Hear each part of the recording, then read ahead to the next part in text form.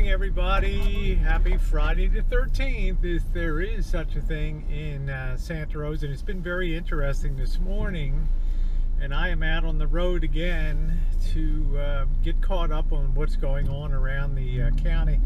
On Wednesday night into Thursday, we were really lucky that we dodged a weather bullet on that night. We were supposed to get winds that were 40 to 50 miles an hour, where they didn't materialize.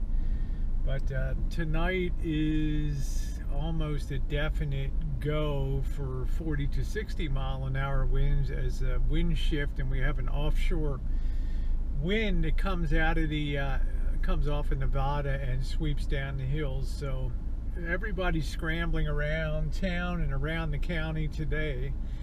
The Tubbs fire, which is the main fire that threatens Santa Rosa, is now 25% contained. We've had calm weather. Cold, it was in the mid 30s last night. That helps keep helps with natural fire suppression. The problem is we're going up to the 70s and 80s through the balance of the week here. So what this offshore flow does is it drives the humidity low, really low, all of a sudden. So it's people are definitely concerned. None of the neighborhoods are open that have been affected, mainly because they're worried about spark-ups of there's still so much active debris in these piles that you've been following along and watching. There's still so much active debris in these areas that their big fear is that this stuff flares up and fires again. So we're going to try to go up county on Highway 101. The exits continue to be blocked.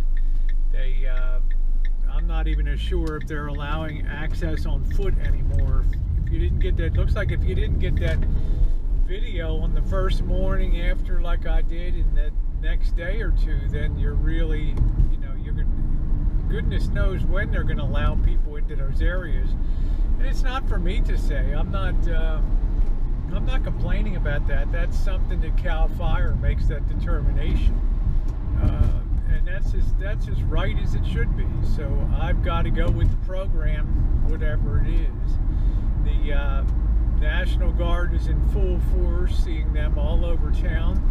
Now FEMA is getting ready to move in, I think, hundreds of modular units. The Federal Housing Authority has been buying up and securing rental stock, rental places all the way down in Marin County towards San Francisco. There's really nothing west or north because that's pretty much been laid waste, and there's not a lot of units up there to be had. So it's going to put a lot of pressure on Marin County and Marin County services. But it's fascinating the way that the response unfolds, because when you have a situation where so many people are displaced and over 3,000 homes, residences have been destroyed, and 500,000 square feet of commercial property so far, those people got to go somewhere,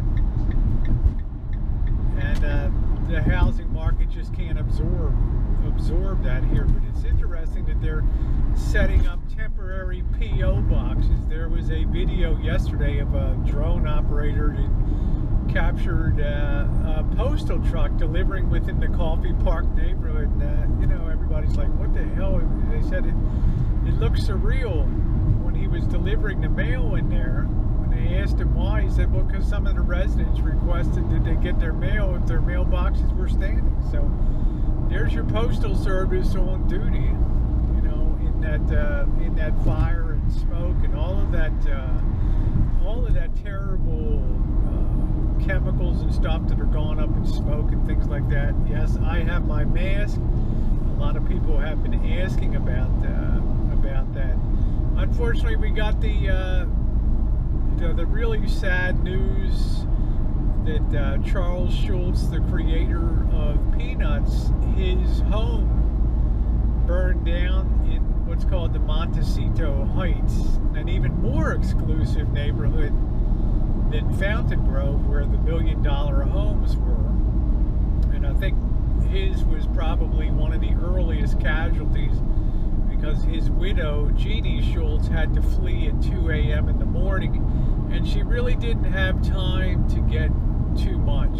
Now, there is a Charles Schultz Museum in town that houses the Schultz archives, but unfortunately all of the really personal things that really documented Schultz's life as the creator of Peanuts, arguably the most successful comic strip of all time, awards, international recognitions, family mementos, all gone in that fire. She barely had time to grab her purse and flee, and her son's home burned down too in the same neighborhood. So it's really been a tragedy for them. So it's awful, and luckily she's got the means to take care of herself. She's down in Santa Barbara now with other family. Our air quality, I'm going to turn the camera around in a second. You see PG&E trucks. There's over 600 from all over the state and the territory here in servicing. All the exits continue to be blocked off of Highway 101. You really can't get access to the east or the west. So everything I'm ending up doing is having to be on foot. Our fancy high school, Cardinal Newman High School, which is renowned for its athletic program, and it's a feeder school to major league sports and things like that. Very academically great. A good portion of their campus is burned up. So continue to just have to do things on foot today. Go to the right, you can see some of the burn area over here. It's just, it encompasses miles and miles and miles.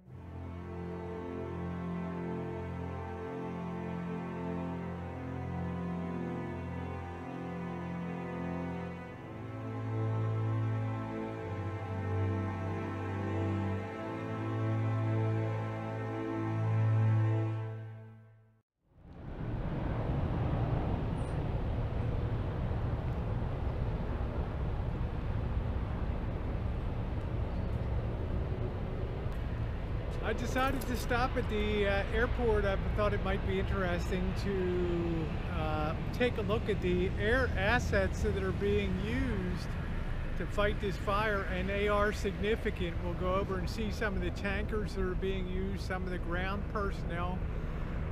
To the best of my knowledge, the airport is closed for civilian traffic for the duration, but there are helicopters coming in and out, and very large tankers, as you can imagine, medium-sized spotter planes, all types of things here on the airport. Let's go over and take a look.